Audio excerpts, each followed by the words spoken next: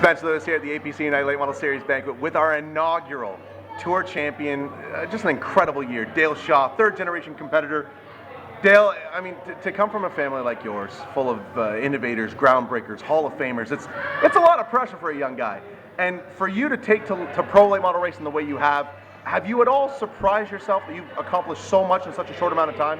Yeah, like it was a really good year. If you had asked me coming into this year that we would have won a race, I would have been surprised, honestly. Like it was a really good year for us.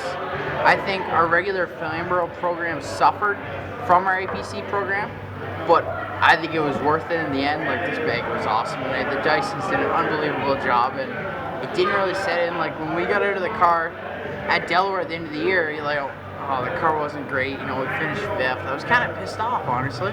But tonight, to sit here and to be honored by everybody tonight, and Spencer yourself, it was really cool to hear the good words, the thank yous, you did an awesome job, and just the thank yous and stuff, the congratulations. It means a lot because it's hard to get praise in the sport. You have to work hard, and my guys have worked so hard this year, and it all pays off tonight. It's all about what have you done for me lately. Exactly. That's what this sport's all about. You're exactly right. I remember the first drivers meeting that we had at Meineke, at Dave Wood Meineke, and you were there, and your father was too, and he's right there. He's right behind me. Mr. Ramsey gave his spiel, his speech, and Mr. Timmermans was there as well, and went over the rules. And I couldn't really get a read on your dad, on Jake, and what he wanted to do. But he had this pensive look on his face, and I couldn't tell if he was thinking we were crazy or if he was thinking that this could work. Was the decision made on that car ride home for you guys that you were going to run this series? I think, it kind of sounds bad, but no matter what we were doing, I think we probably would have raced for no money this year. Just to kind of, we've done the Flamborough thing for I don't know how many years now. We've done the Beat the Heat, I won it last year. We've done the colors and stuff. And to be able to travel and do what I feel our team does best is go to other racetracks, compete hard, be ready when we get there because of the past experience and the knowledge that my dad has.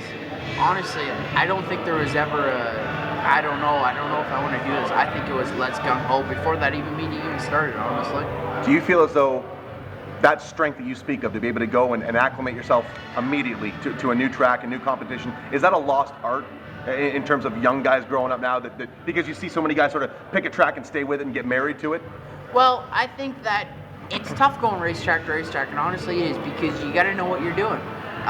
When you get stuck at a racetrack, like for example, I think, like I said, our Flamborough program suffered this year because we were getting ready to go to Peterborough, and like I'm not making excuses because of our Flamborough program, but we did the best we could at other racetracks, and we tested at Flamborough. Like we tested new ideas, we tried new stuff, and I think that's what's won us the championship this year.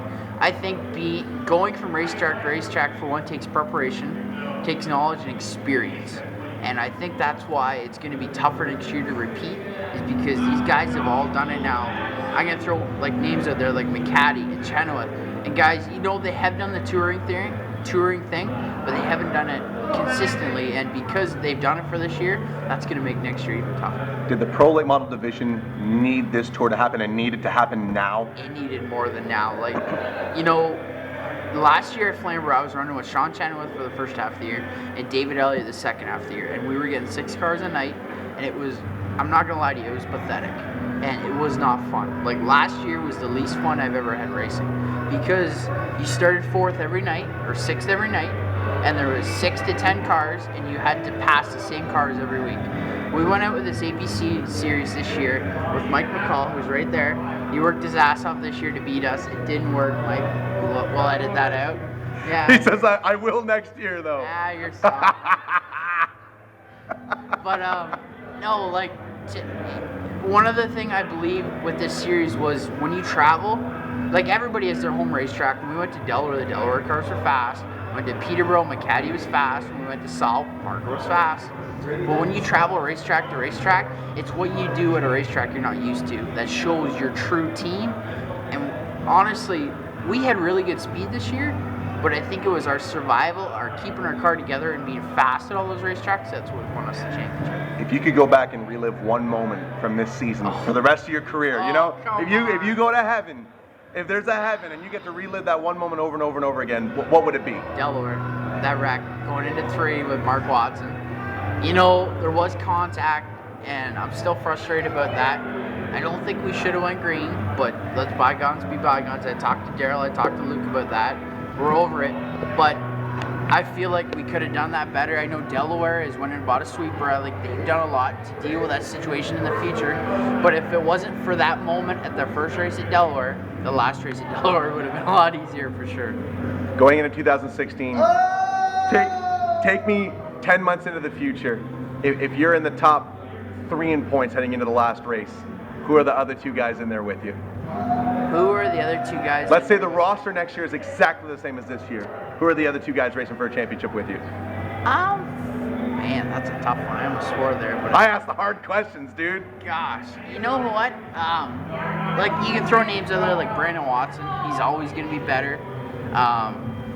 Gressel really came on the end of this year. Hi, Spencer. Hell of a job you do. Thank you very much. Thank you. Maybe that chubby guy too, Sean Chenoweth. The Mastodon? What do you think? Best up and coming. Best up and Actually, coming he's in better Canada. than all of us now, so it doesn't really matter. He said that as soon as he got out of the car, in Victory Lane, as soon as he got out of the car, he looked me That's right, not- in, no right in shit. the eye of Peterborough. No shit. He said that kid is the best young driver in Canada. You know what's funny? I raced with Sean for the last first half of the year at Flamborough, and he tried to intimidate the you-know-what out of me.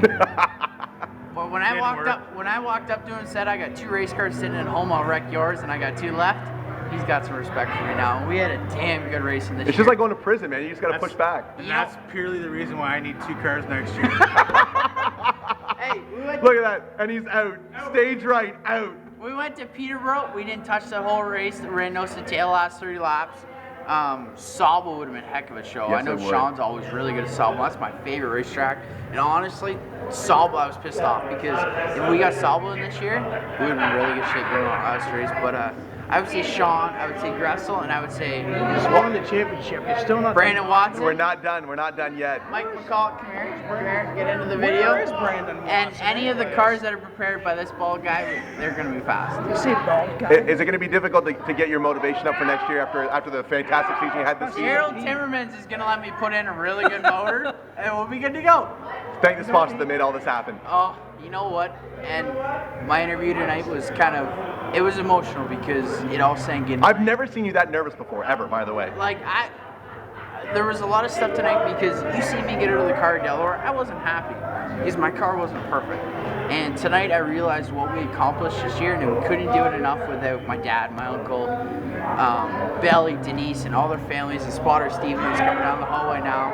I just can't thank the new sponsors that come on this year enough, and all the work that APC did this year. This was the most fun racing we've had all year with this APC series, and I just want to win the thing again this year and be the only champion again next year for sure. You had a fantastic run. Congratulations on 2015. Best luck in 2016. Best luck in your car's debut at Hickory. Yeah, we're gonna have some blast. I want to go win that deal too, but that's a long shot. Your APC United Late Model Series champion, ladies and gentlemen, none other than 3rd generation star Dale Shaw. Dale, thank you for the time. Thanks, Spencer.